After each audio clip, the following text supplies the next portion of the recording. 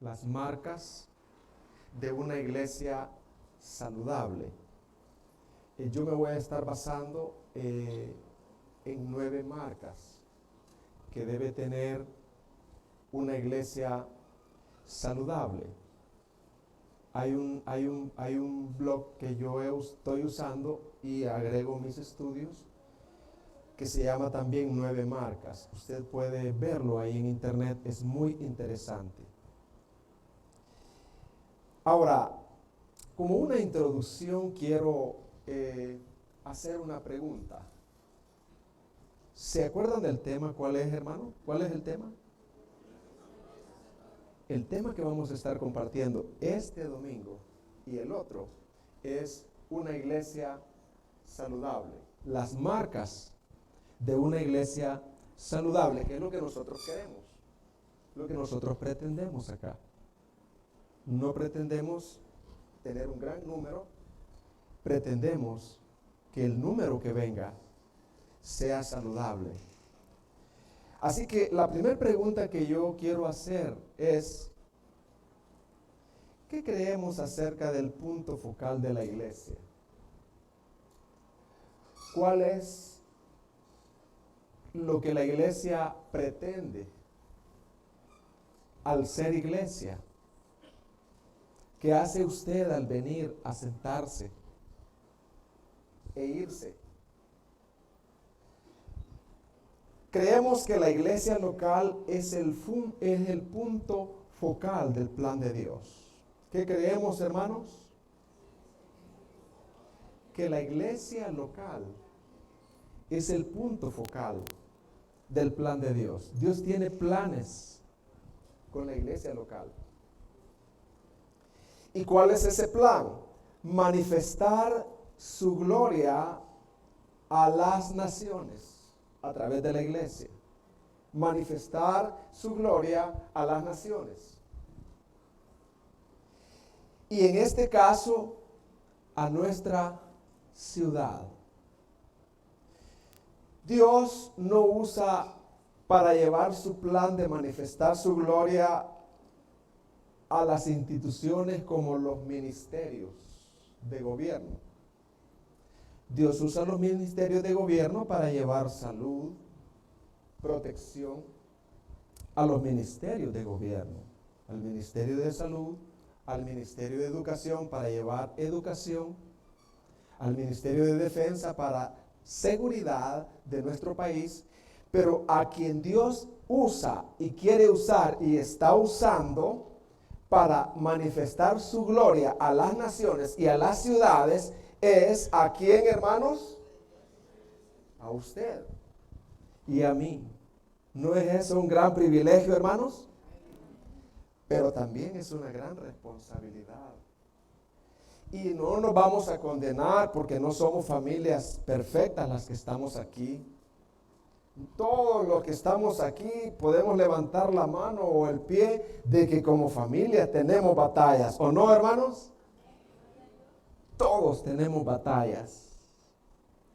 Pero en medio de esas batallas, Dios está obrando a través de nuestras familias, a los vecinos.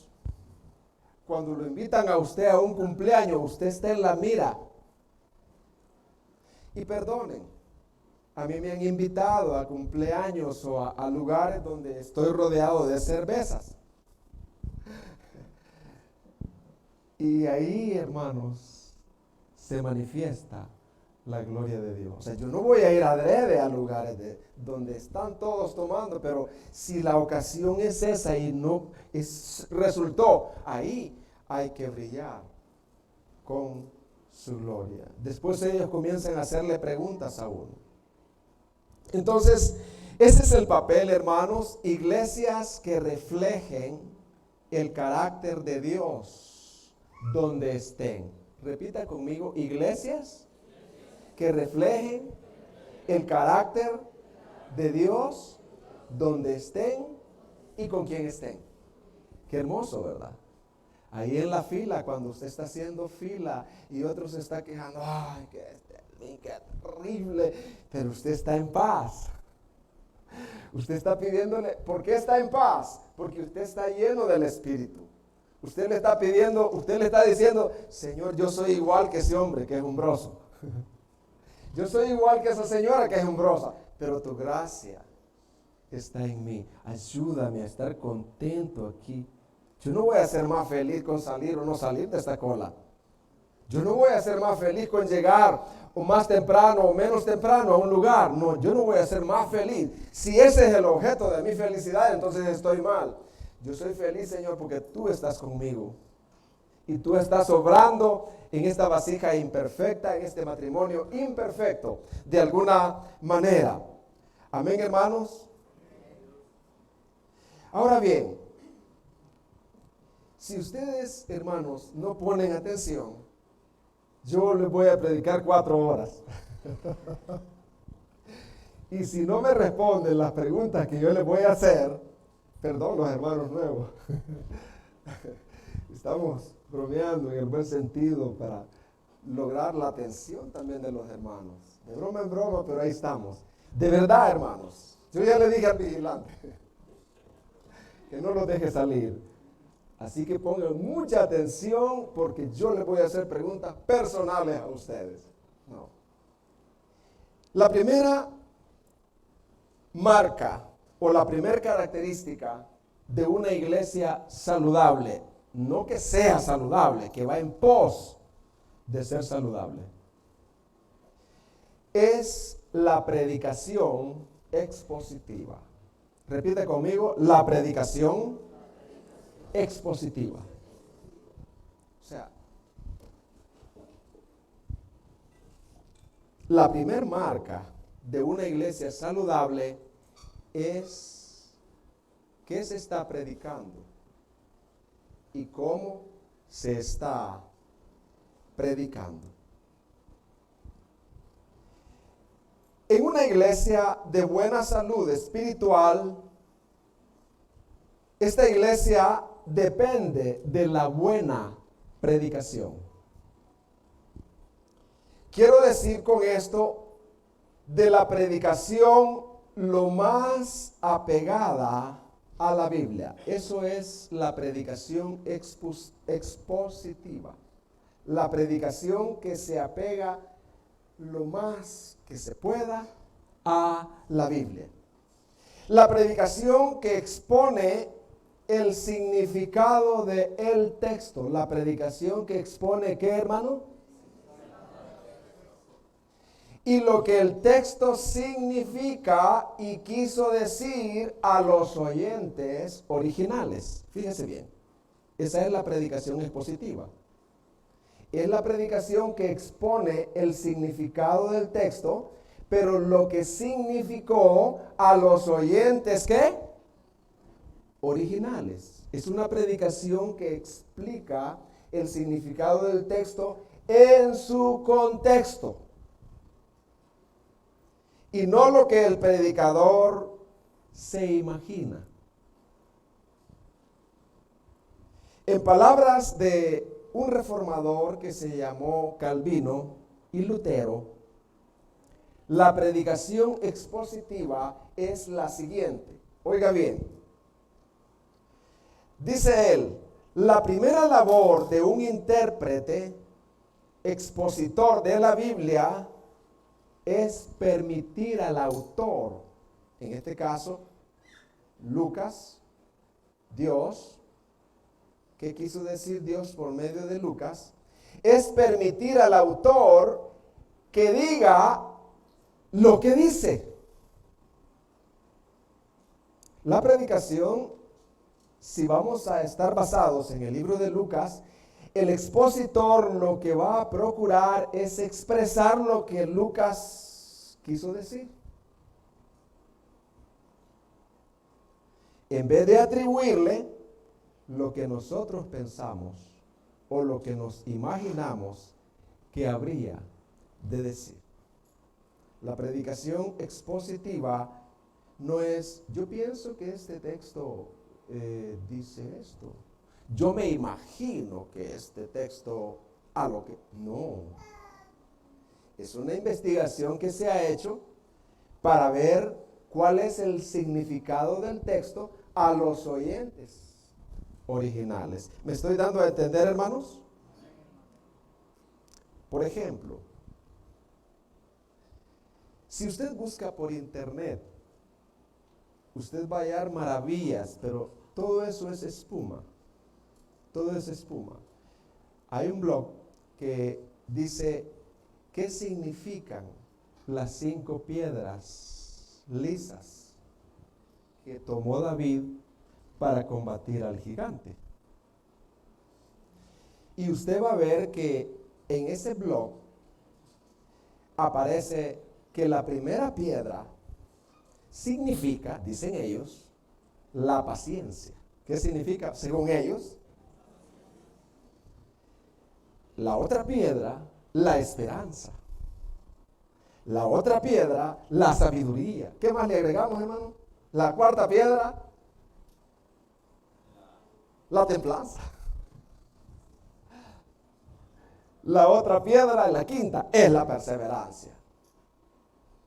Y al final de ese blog, ustedes van a hallar tanta ignorancia. Qué bendecido he sido con la mentira. Porque eso es una mentira. En el original, piedra, ahí significa roca. Esa es la verdad. ¿Qué significa la piedra que encrustó David en Goliat? Una piedra que quedó clavada ahí. Eso es lo que significa. ¿O no, hermano? Como decimos en buen salvadoreño, no le busquemos 5 patas al gato porque no las tiene. Seamos reales.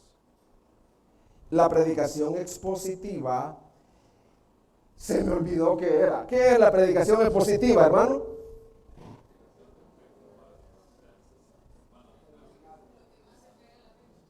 La que más se apega a la Biblia, ¿qué más? Todo lo que los hermanos aquí dijeron. Es exponer el significado del texto. Lo que quiso decir el autor a los oyentes originales. Se trata de una historia real que sucedió, pero tenemos que verla en el contexto donde sucedió. Y la interpretación debe de ser gramatical y histórica. Tenemos que ver la semántica, el significado de cada palabra. Y tenemos que ver el contexto histórico cuando sucedió. Si rápido yo vengo y digo, es que la pelea entre David y Goliat significa mi pelea con los gigantes de problemas que tengo que... No, hermano. No significa eso. Esa puede ser una aplicación, pero tenemos que ir a los originales a ver qué quiso decir ese texto a la audiencia en la cual sucedió eso. Entonces, hermanos, hasta ahorita yo he tratado de explicarles a ustedes que una de las primeras marcas de una iglesia saludable es que, hermano, la predicación expositiva, ¿verdad? Así que, hermanos, al final vamos a estar dando aplicaciones de esto. Pero yo sé que de alguna manera me he dado a entender. Otra de las marcas o de las características de una iglesia saludable es su teología bíblica. ¿Su qué, hermano? ¿Y qué es eso, hermano? Ya vamos a ver. Mi papel es explicarles que quede lo más claro que es teología bíblica. ¿Qué es teología bíblica? En primer lugar, quiero decirles lo que significa la palabra teología, ¿verdad? Todos somos teólogos, hermanos. Todos somos teólogos. Todos siempre tenemos una idea de Dios. Todos, aunque sea falsos teólogos, pero todos somos teólogos. Pero vamos a ver qué significa la palabra teología. ¿Qué vamos a aprender ahorita, hermanos? Y los oyentes que nos ven en internet van a aprender eso hoy, porque uno como predicador comete el error de presuponer que la gente ya sabe lo que es teología y uno usa todos esos términos y la gente no sabe qué es teología. Fíjese bien, la palabra teología es de origen griego y es un término compuesto. ¿Un término cómo? O sea, teo y logos. Teos significa Dios. ¿Qué significa teos? Y el nominativo logos es estudio o razonamiento. Entonces, teología, la definición de teología, podríamos decir que es el estudio de Dios. ¿Qué es teología, hermano? El estudio de Dios. Pero yo puedo estudiar a Dios a mi manera, de una manera imperfecta, de una manera como los falsos maestros lo han presentado, o lo han deformado, lo han distorsionado, los falsos maestros de la prosperidad. Entonces, el estudio de Dios, mi teología, debe de ser bíblica. ¿Cómo debe de ser mi teología? Bíblica. El catolicismo, las sectas, tienen su propia idea de Dios. Todos ellos tienen una idea de Dios.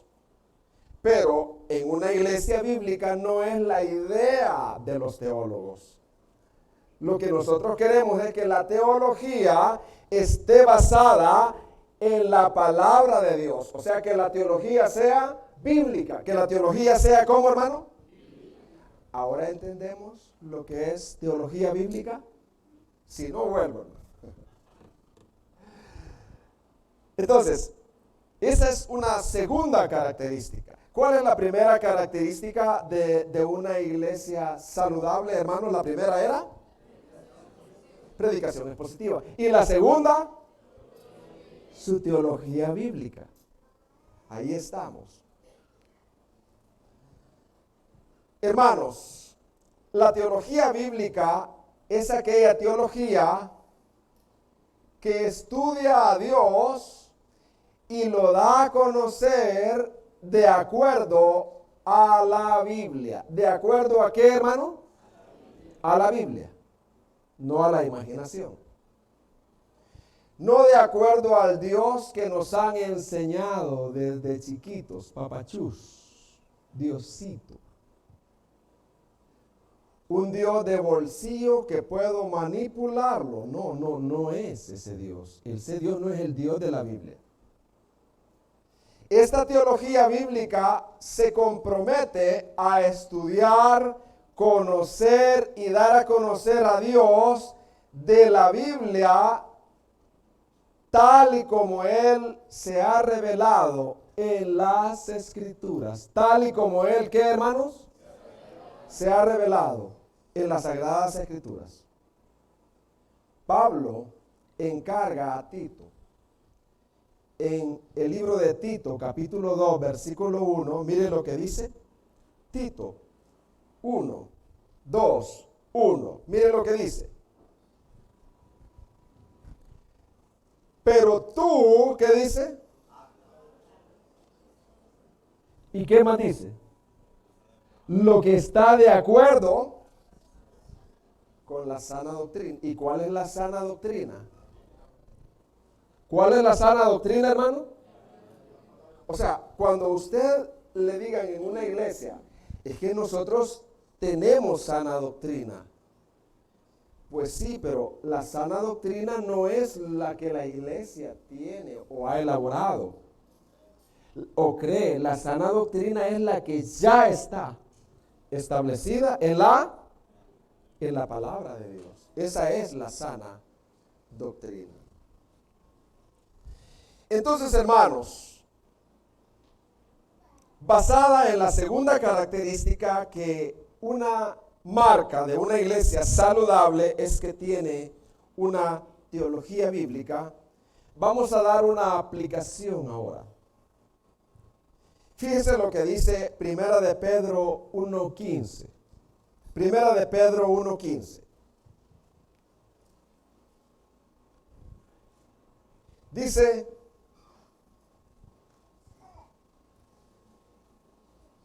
sino como aquel que os llamó es santo. ¿Cómo es nuestro Dios, hermano? Santo.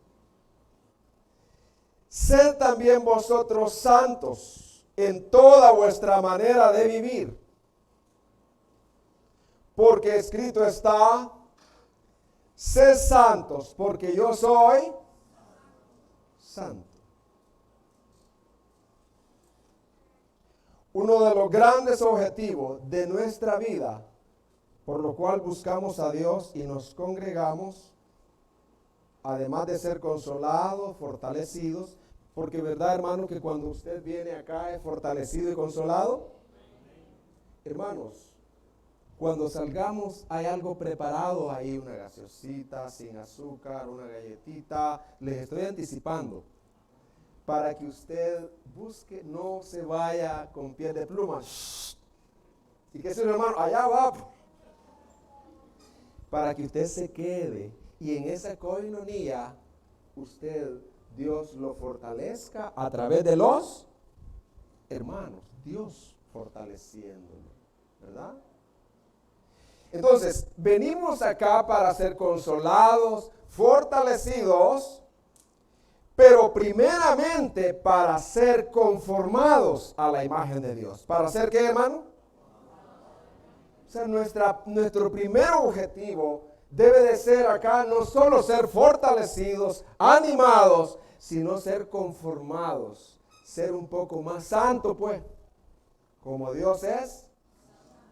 Aprender a través de las Sagradas Escrituras cómo yo puedo vivir como joven, como jovencita, como madre, como padre, allá donde vivo, en santidad, en mi manera de vivir, en mi manera de tratar, en mi manera de criar. Yo no estoy hablando de perfección para no condenar a nadie.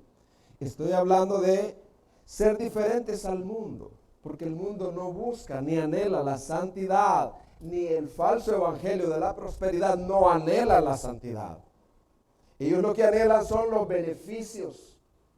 Tomar a Dios como a mi servicio, tío rico, PNC, un bombero que está alrededor mío para protegerme, para ayudarme, para darme todo lo que yo necesito. Dios es el sirviente y yo soy el centro. Eso no es una iglesia saludable. ¿Se entendió eso, hermano? Uno de los propósitos por los cuales usted busca la palabra principales es ser semejante a Dios. Es ser menos orgulloso. Es ser más paciente. Es tener más sabiduría. Es decir las verdades con mayor gracia. Es amar al hermano un poco más. Es no ser individualista. O sea, eso es santidad, hermano. ¿Qué es eso, hermano? Santidad, porque si usted, así fue Dios y yo quiero ser como Él. Y uno de los propósitos por los cuales usted viene acá es para eso.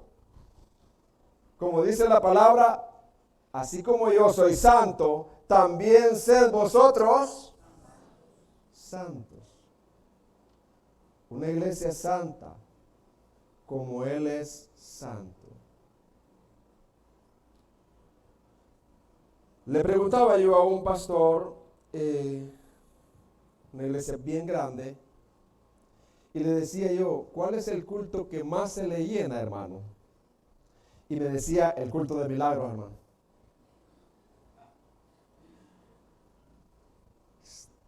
Lleno.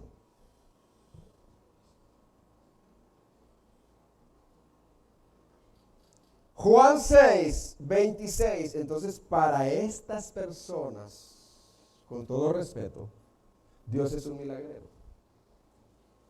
Un brujo, pues. Juan 6, 26 dice: respondió Jesús y le dijo: de cierto os digo, que me buscáis, no porque habéis visto las señales, sino porque comisteis el pan y os saciasteis. ¿Por qué buscaban a Jesús, hermanos, en aquellos días? Por la comida. Decía, es que este es milagrero. Este hombre es panadero. El Dios panadero. El Dios proveedor de comida. Otro dice, es que mire, hermano, yo teniendo salud, hermano.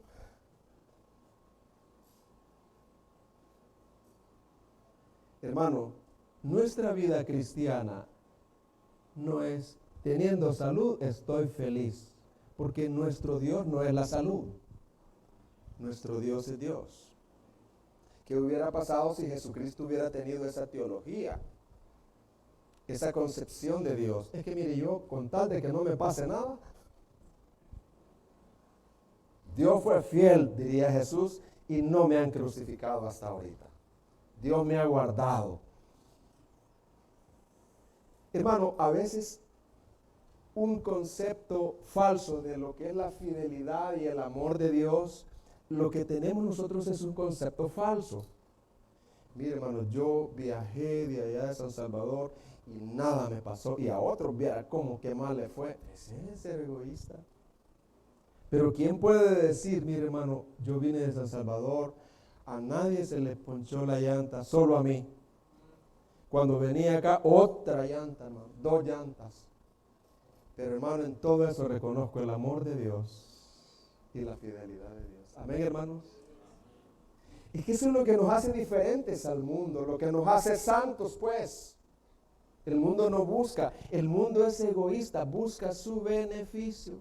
¿Quién puede decir, mi hermano, me despidieron de trabajo por la gran fidelidad de Dios?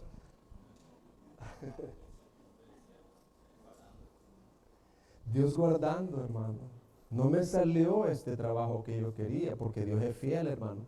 Dios conoce todo el futuro. Pero nosotros tenemos una mentalidad, hermano, egoísta, y adaptamos a un Dios de bolsillo. Pero eso, entonces nosotros, nuestra santidad no es superior a la santidad del mundo, hermano. No es superior a la santidad del mundo. Entonces tenemos que superar al mundo, porque nosotros tenemos la palabra de Dios. Nuestra teología es bíblica. Nuestra idea de Dios no es la idea que el mundo tiene. Hermano, ¿qué diría Jeremías? Ustedes saben cuánto era la iglesia de Jeremías y la iglesia de Elías. ¿Saben quiénes eran los miembros de la iglesia de Elías? Unos cuervos, hermano, y una viuda. Ahí no hay prosperidad en esa iglesia. Unos 4 pelones, unos 2 cuervos ahí. Y una viuda pobre ahí. Pero Elías, hermano, ¿quién era Elías? La idea de la prosperidad nuestra, de la prosperidad espiritual, nosotros muchas veces es una prosperidad mundana, que la vemos como el mundo la ve. Puede que usted esté lleno de enfermedad y otra enfermedad y otra enfermedad. Es una maldición, estoy salado y mire lo del mundo, qué tranquilo. Y yo aquí, qué perezco. Entonces, usted tiene que leer el Salmo 73 y tiene que ver que el Dios nuestro es un Dios que prueba al justo. Un Dios que, ¿qué, hermano? Como el oro, ¿verdad? y que los impíos prosperan para su propia ruina. Entonces, hermanos, ahí estamos. Esto podríamos seguir, pero ese es el objetivo de yo predicar ahora, ¿verdad? La idea que muchos tenemos de Dios está basada en una mala teología, una teología que no es bíblica. Un Dios tío rico, un Dios milagrero, un Dios proveedor de panes y peces, un Dios de prosperidad, un Dios misericordioso, pero no santo.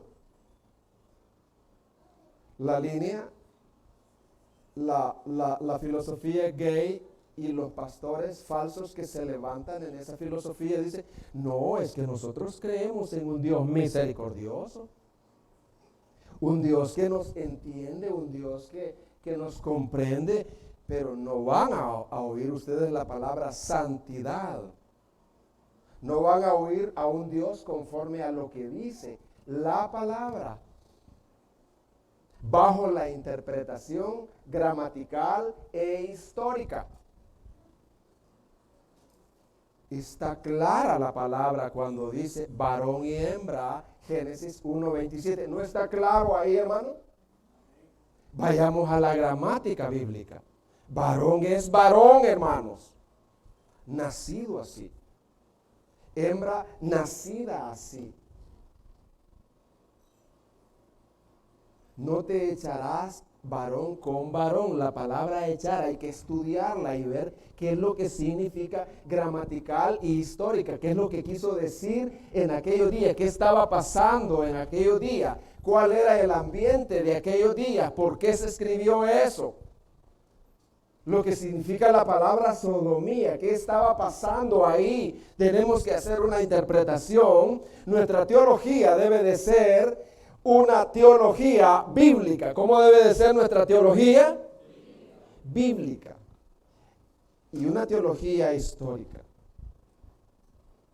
Entonces, hermanos, hasta ahorita yo he compartido con ustedes dos marcas, o sea, dos características de una iglesia saludable. ¿Cuál fue la primera, hermanos? ¿Y qué es eso?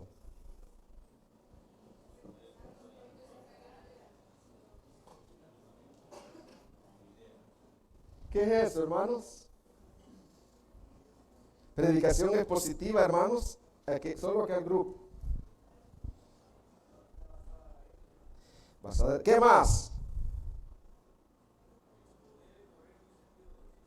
Excelente. ¿Qué más, hermanos? Predicación expositiva, aunque sea lo mismo. ¿Qué más? Porque yo me alegro por eso. ¿Qué más, hermanos?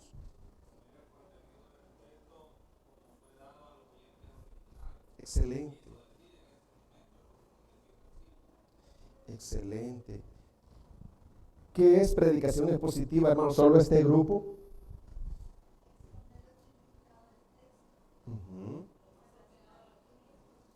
Excelente. Excelente. Muchas gracias. Ahora, la segunda característica es, ¿qué es eso, hermano? Pues si yo estoy en una escuela dominical, hermano. Estamos en una escuela. ¿Qué es, hermano? Teología bíblica.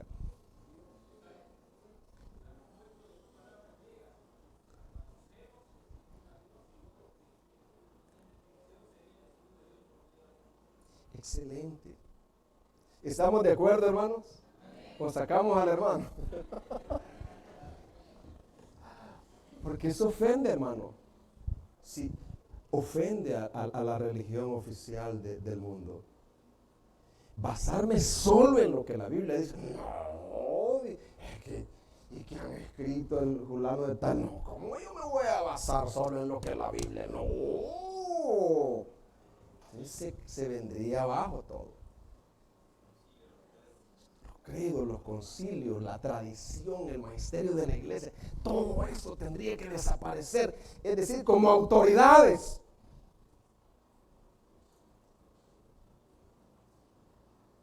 Entonces, hermanos, vamos a ver la tercera característica. Y la tercera característica es un entendimiento bíblico del evangelio. ¿Cuál es la tercera característica? Hermano, una iglesia saludable, una iglesia sana que va en pos de ser una iglesia que resplandece, tiene un entendimiento bíblico del Evangelio. ¿Tiene un qué, hermano? ¿Qué significa Evangelio, hermanos? Buenas nuevas. ¿Qué significa Evangelio? Entonces, una iglesia bíblica, una iglesia sana, debe de tener un entendimiento bíblico de lo que es el Evangelio. El Evangelio, hermanos, es el corazón del cristianismo. Si no entendemos con claridad lo que el Evangelio es, vamos a tener graves problemas, pero muy graves, muy graves. Ahora, yo comienzo con una pregunta. ¿Por qué el Evangelio es buenas nuevas? Preguntémonos, no respondamos ahorita, pero usted razone. Dios le ha dado una lógica, un razonamiento, viene de Dios, hermano. Eso lo ha dado Dios, no el diablo. Vamos a razonar ahorita. ¿Por qué el Evangelio es buenas nuevas? Fíjese bien. Mientras el ser humano no reconozca su verdadera condición de pecador condenado, no apreciará el Evangelio como buenas nuevas, como buenas noticias. Mientras el ser humano no reconozca su verdadera condición de pecador y condenado, todos, hermanos. Hermanos, un ejemplo.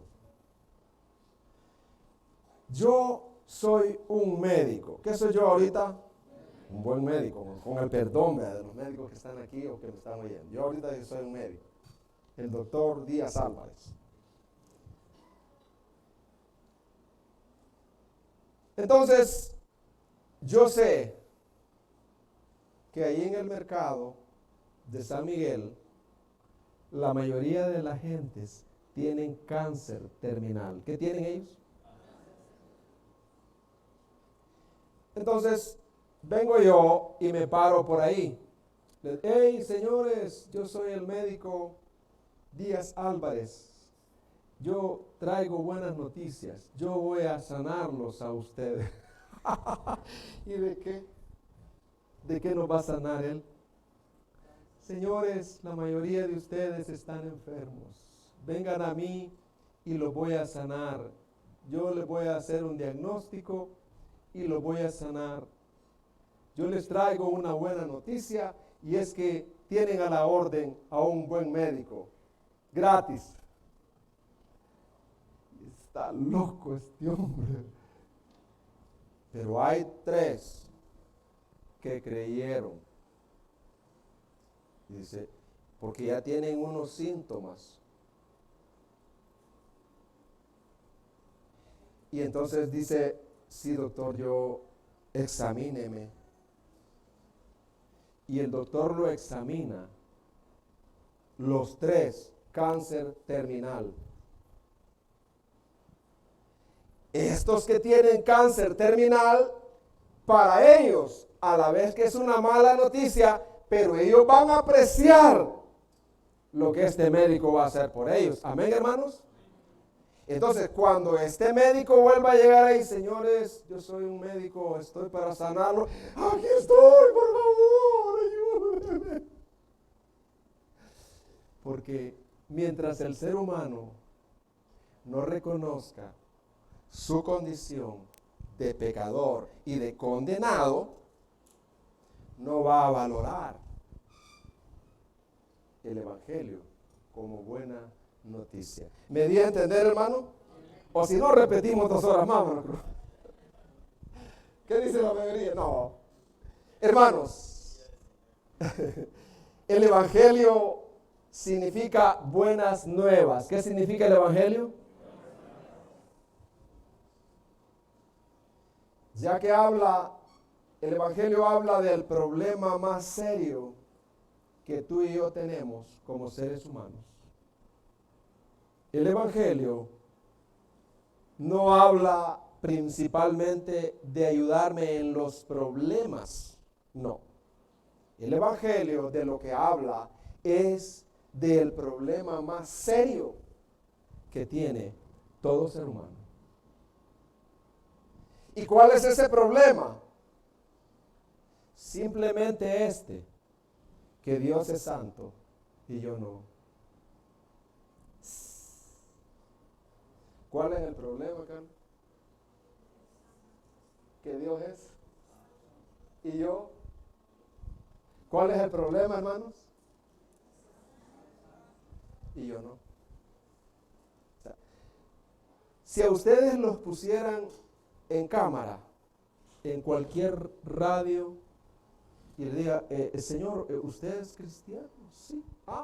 Queríamos entrevistar aquí a un cristiano. ¿Cuál es el problema del ser humano? ¿Cuál es el problema de aquí de San Miguel? ¿Qué diría usted? ¿Mentiría o diría la verdad? El problema más serio del ser humano es que Dios es santo y nosotros no. Y al final de mi vida yo estaré delante de un Dios justo y santo y seré juzgado. ¿Se entendió eso, hermano? Yo quiero que se entienda eso. ¿Cuál es el problema del ser humano, hermanos? Que Dios es santo y yo no. Y que al final de la vida, hermano, usted y yo vamos a estar delante del juicio de ese Dios. Gracias a Dios por ese juicio. Seremos juzgados. Y con seguridad tú y yo no podremos ser salvos confiando en nuestra propia justicia. Con seguridad se los garantizo por la palabra de Dios, por la Santísima Biblia, que ustedes y yo no podremos ser salvos confiando en nuestra propia justicia. Ese es el Evangelio. La iglesia saludable debe de conocer esto. Debe de saber esto, debe de transpirar esto. Porque cuando evangelice no va a decir, levanta la mano y ya, bienvenido a la familia de Dios, hermano Sorpo. Ya tenemos un nuevo hermanito. No. En caso que él fuera inconverso. Tenemos un nuevo engañadito. Hizo la oración del pecador, lloró, ya es de la familia de Dios, bauticémoslo y démosle chance de líder y de pastor, enviémoslo allá. No. Entonces, hermanos, vamos entendiendo por qué el Evangelio es una buena noticia, hermanos. ¿Por qué el Evangelio es una buena noticia, hermano? ¿Por qué? ¿Por qué, hermanos? Razonemos. Pensemos. ¿Por qué el Evangelio es una buena noticia, hermanos?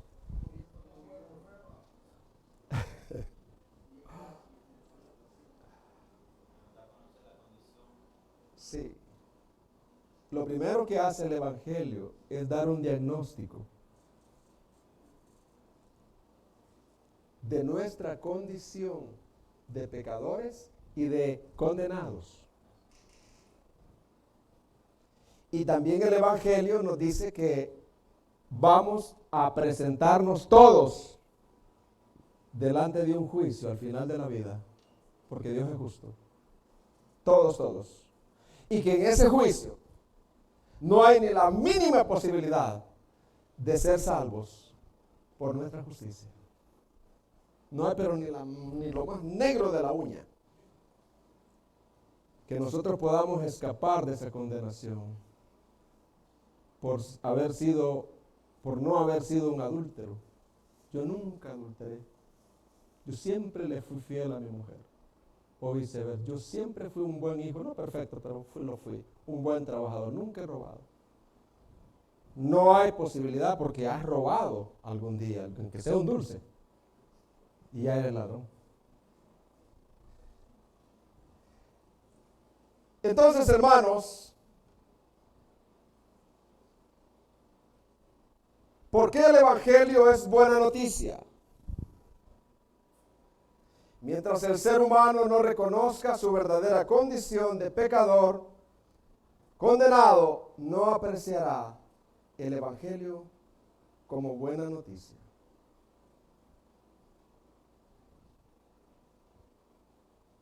El problema más grande del ser humano, yo estoy repitiendo, ¿cuál es el problema más grande del ser humano, hermano? De San Miguel, de los de la colonia, del mundo. ¿Cuál es el problema más grande, hermano? Y nosotros no. Y que en aquel día se va a requerir ser santo como Dios, porque Dios no baja los estándares. Y entonces, ¿en base a qué seré yo juzgado en ese día, hermanos? Solo hago la pregunta, no me conteste, solo hago la pregunta para que razonemos. ¿En base a qué yo seré juzgado en ese día del juicio, hermano? Que está pronto. ¿En base a qué yo seré juzgado? Yo seré juzgado en base a mis obras o en base a la justicia de otro. Oiga bien. En aquel día cuando yo me presente, depende de quién yo haya confiado. Yo y usted vamos a ser juzgados en base a nuestras obras, en base a nuestra justicia o en base a la justicia de otro.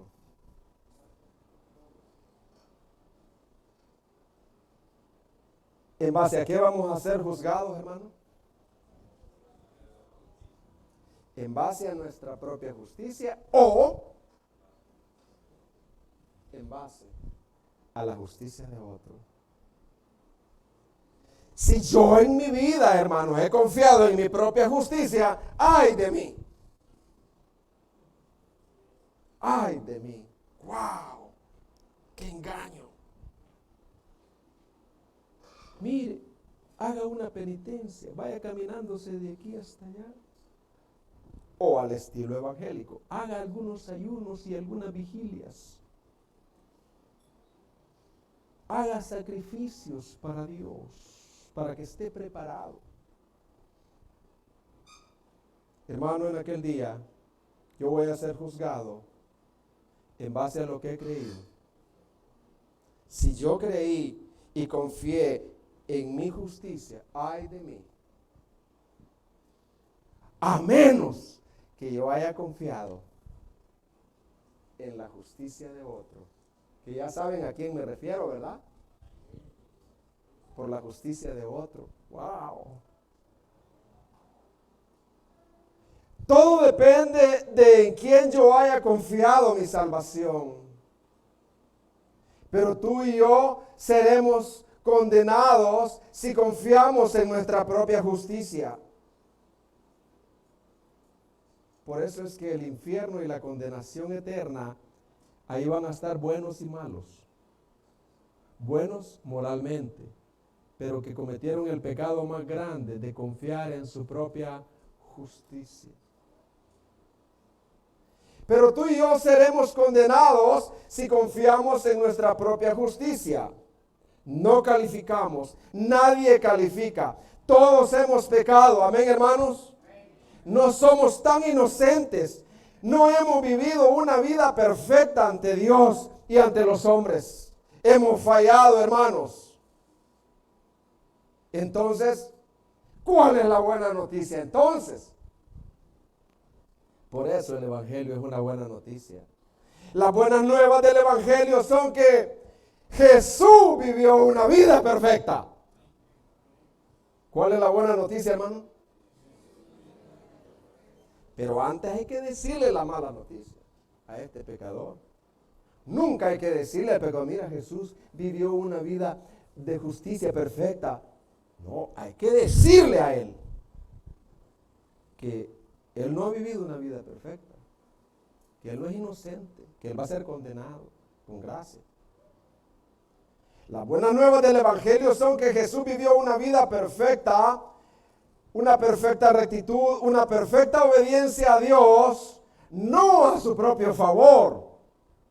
Oiga bien, no a su propio favor, sino por su pueblo, por sus escogidos. ¿Para quién vivió una vida perfecta Jesús? ¿Para su favor o para su pueblo, para sus escogidos? Él ha hecho por mí lo que yo no podía hacer por mí mismo. Él lo ha hecho. Hermano, el Evangelio no es pegar leñazos a la gente para que aprenda reglas. No. Y la gente sale leñateada. Así se habla. No. El texto tiene que exponer el Evangelio. Y la gente tiene que salir contrita por lo que somos, pero alegre por lo que Jesucristo ya hizo en la cruz. Pórtese bien, hermanito. Ese no es Evangelio. Ese es moral. Lleva al infierno, a lo más profundo del infierno. Pórtense bien, hermano. Hagan esto, diezme, ofrende, reúnase. Si no, no se va en el rapto, hermano. No, hermano. Ese no es Evangelio. Esa es una amenaza sin base bíblica. Pero Cristo no solo vivió esa vida de perfecta obediencia, sino que se ofreció a sí mismo como un sacrificio perfecto para satisfacer la justicia de Dios. ¿Qué hizo Cristo, hermano? No solo vivió una vida perfecta, sino que se ofreció como un sacrificio. Y como prueba de que la ofrenda fue santa, perfecta y agradable al Padre, el Padre lo resucitó de los muertos al tercer día.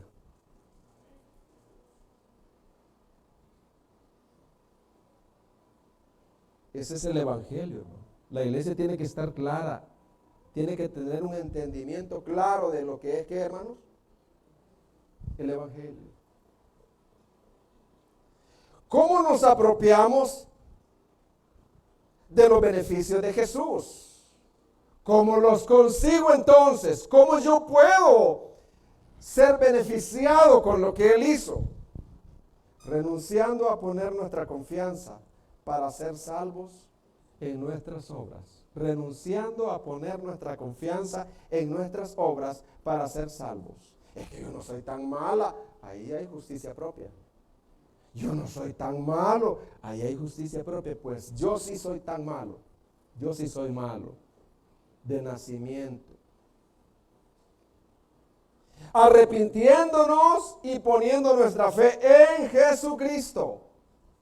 Si haces esto, eres declarado justo por Dios, adoptado en su familia, perdonado de todos tus pecados y habrás comenzado tu peregrinación hacia la eternidad. ¿Cuál es el malentendido hoy del Evangelio? Porque dije que una tercera característica es que la iglesia debe de tener un entendimiento claro del Evangelio. ¿Cuál es el malentendido acerca del Evangelio hoy? ¿Cuál es? Que Dios es una deidad debilucha, alcahueta. Papachus, Diosito. Le dije yo a un joven, ¿por qué te la robaste? Le dije yo a la muchacha, ¿verdad? Dos jóvenes estaban caminando y se la roba. En el sentido, ¿verdad? Que ustedes saben. Él me dijo, Dios es misericordioso, hermano. Ese era el Dios de él. Hoy hay un malentendido que Dios es una deidad debilucha y alcahueta, que solo pasa una varita mágica de un lado a otro perdonándolos a todos. No. El que Dios te perdone es algo muy costoso. El que Dios te perdone es algo que, hermano, le costó el sacrificio de su propio hijo. Cuando tú le digas, perdóname, Señor, sabe que ese perdón le costó a su hijo. Siempre que tú pidas perdón a Dios, dile, perdóname por lo que Cristo hizo por mí, Padre. Por eso el pecador que se arrepiente debe de tener bien claro que cuando Dios lo perdona a él, otro fue condenado por él. Y que el costo fue un alto costo. El pecador debe de estar contrito de que el gran amor de Dios se manifestó, no solo para salvarlo a él creer, sino condenando a su propio hijo. Y ese es el evangelio que hace llorar y cambia las vidas. Ese ha sido el evangelio, hermano, que ha cambiado a las tribus de indios. Hoy hay un problema. El malentendido del evangelio, las buenas nuevas, no son que Dios apareció para ser nuestro sirviente. Mira, si te haces cristiano, ya no hay tristeza, ya no hay dolor para los creyentes que aman al Señor. Cantemos ese coro y va de cantar y cantar. Ya no hay tristeza, ya no hay. Habría que ver qué espíritu hizo el que hizo ese coro, ¿verdad? Que quizás lo que quiso decir o a saber es que en base a nuestra posición en Cristo tenemos nosotros una salida para la tristeza, para el dolor, para los creyentes que aman al Señor. Las buenas nuevas no son que Dios apareció para ser nuestro sirviente y nosotros su amo. Y Él debe satisfacer las necesidades de las personas o el ayudarlas a desarrollar una autoimagen más sana. Es que mira, si tú te haces cristiano, vas a tener un matrimonio calidad. No. Nosotros los matrimonios cristianos no somos matrimonios calidad. Somos matrimonios emproblemados, en batalla. Estamos en una lucha contra nosotros mismos, nuestro remanente de pecado. Pecamos constantemente. Y una batalla contra el mundo y Satanás, todas las ideologías y las corrientes. Tenemos batalla, somos atacados. Lloramos por las noches. Nos ponemos nerviosos por las noches. Tanto nos abruma la situación que están pasando. Tenemos un mal concepto de que Dios existe para nosotros, para resolver nuestros problemas económicos, de salud, sociales, psicológicos, temporales. No es así. Así que he compartido 3 características de una iglesia saludable. ¿Cuál es la primera?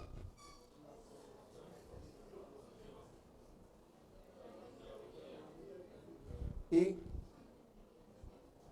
un entendimiento bíblico de lo que es el evangelio.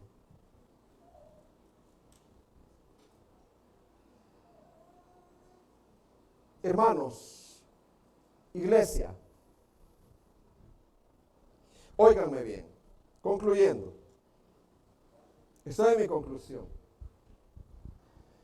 La he preparado en mi capacidad y en oración, pero óiganme. Debemos apreciar y dar gracias a Dios si en nuestra iglesia se lucha por traer una predicación lo más apegada a la palabra. Y por otro lado, no decir amén a la predicación que no pretenda exponer el significado del texto, sino otra cosa. Amén, hermano.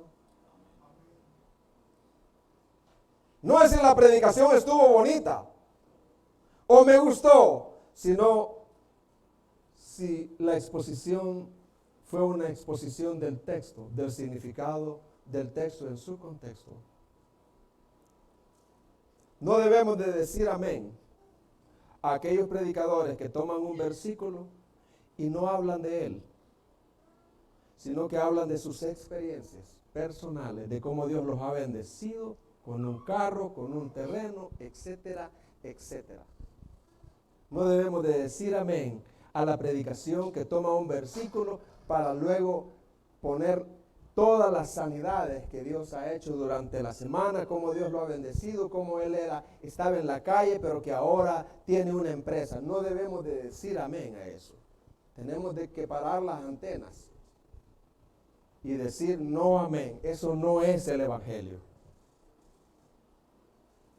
Nuestro evangelio no es para prosperar a personas de una economía baja a una buena economía, de una salud baja a una buena salud, de resolver problemas, ¿verdad? En casa, etcétera, etcétera.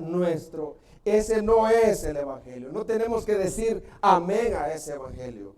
Tenemos que decir amén a aquella predicación que se basa en el texto, que expone y que nos conduce a ser santos, como Dios es santos. Cuando tú te reúnes como iglesia, oiga bien, lo buscas en la palabra, seas joven o adulto. Cuando tú te reúnes, cuando buscas a Dios en su palabra, ¿qué clase de Dios estás buscando? ¿Qué clase de Dios está buscando? ¿Un Dios de bolsillo que satisfaga tus necesidades? ¿Un Dios a tu servicio o un Dios santo que anhela que seamos santos en toda nuestra manera de vivir? En la universidad, en el colegio, en lo íntimo, en el baño, en la casa, en lo que oigo, en lo que veo, en lo que yo publico.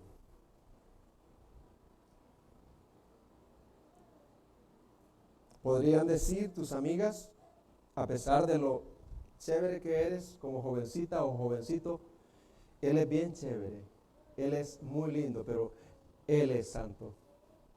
Él juega conmigo, él ve esta película conmigo, él condesciende, pero este hombre es un hombre santo, es distinto a mí, es distinta a mí.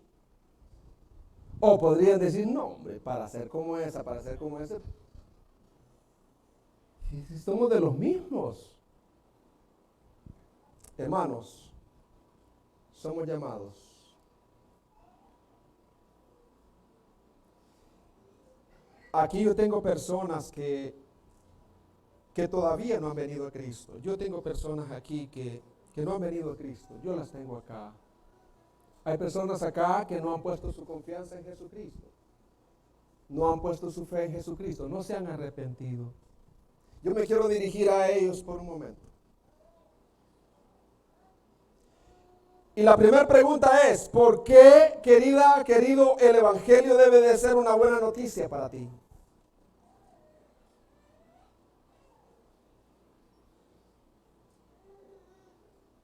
Cuando tú te presentes, querida y querido, delante del juicio final, que pronto va a ser,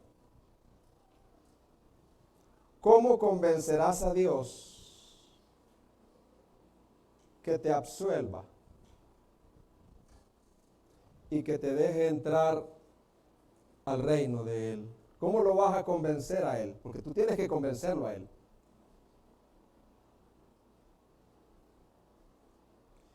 Isaías 64:6, querido y querida, dice, si bien todos nosotros somos como suciedad y todas nuestras justicias como trapo de inmundicia, y caímos todos nosotros como la hoja, y nuestras maldades nos llevaron como viento. Querida, querido, ¿cómo vas a presentarte? ¿Cómo vas a convencer a Dios diciéndole, yo fui buena, yo fui bueno, yo fui una buena madre, yo fui un buen padre, yo no fui como el marero, yo no fui como el asesino, no, yo nunca robé? ¿Cómo vas a convencer a Dios confiando en tus propias justicias? Si yo no voy a estar mucho predicando acá, si los años se van así. Los años se van así. Yo debo de aprovechar de convencerte a ti y pedirle al Espíritu Santo que te convenza, porque Él es el único. Que no confíes en tus propias justicias, Es que yo soy buena, es que yo sí, el yo no. Entonces no te has convertido todavía. Porque andas hablando de tu bondad, no de tu negrura. Filipenses 3:9 dice, ser hallado en él. Mire la sabiduría de Pablo.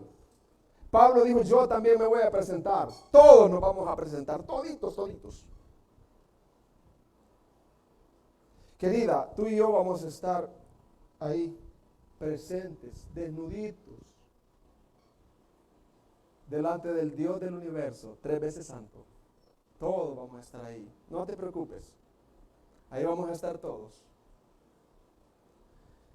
Pero Pablo dijo, cuando ese día venga y ser hallado en él, dijo Pablo, yo quiero ser hallado en Cristo, no teniendo mi propia justicia, que es por la ley, sino la que es por la fe en Cristo, la justicia que es de Dios por la fe, por medio de la... ¿Cómo vamos a convencer a Dios para que nos absuelva? Bueno, la única manera es humillándonos y diciendo todo lo que yo he confiado es basura, pura basura, de lo más vil, como estiércol, de lo que tú quieras, de animal o de gente, así dijo Pablo. Todo eso, dijo Pablo, yo lo consideraba como estiércol.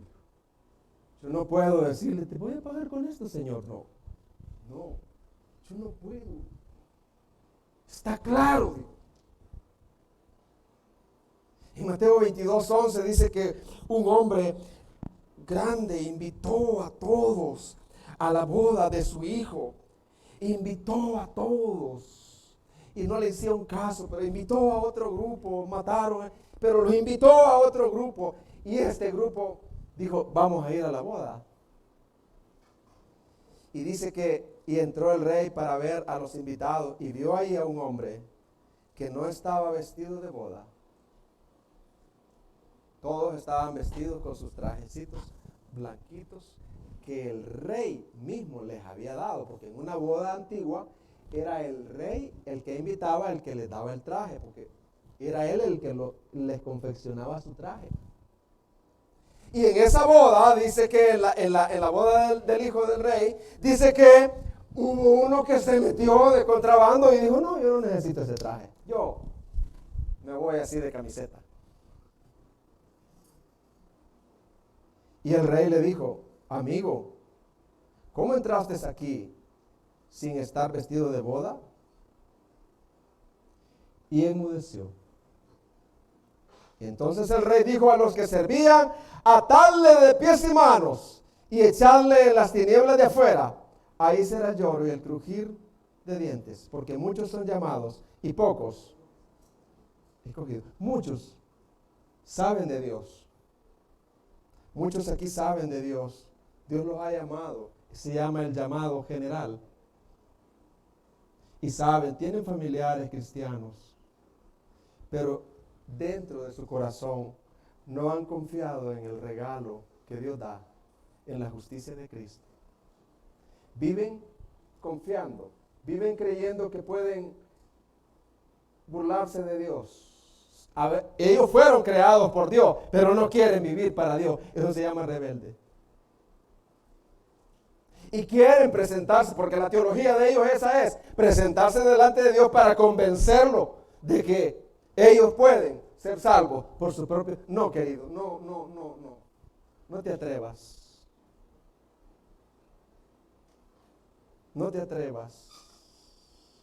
Hoy puede ser un buen día de decir, yo quiero ese regalo.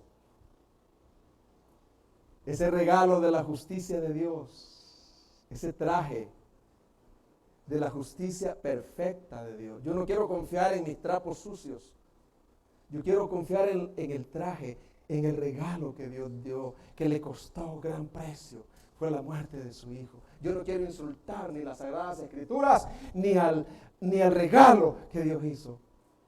No, que yo, mire, no. Pueda que hayas estado mucho tiempo en alguna iglesia, hayas participado de privilegio, pero si todavía no has confiado, hoy puede ser un buen día para confiar. en el Señor.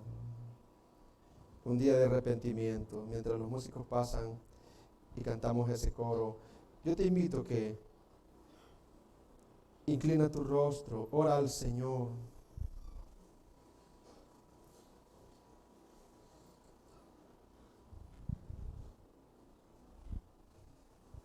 El mismo coro que cantamos.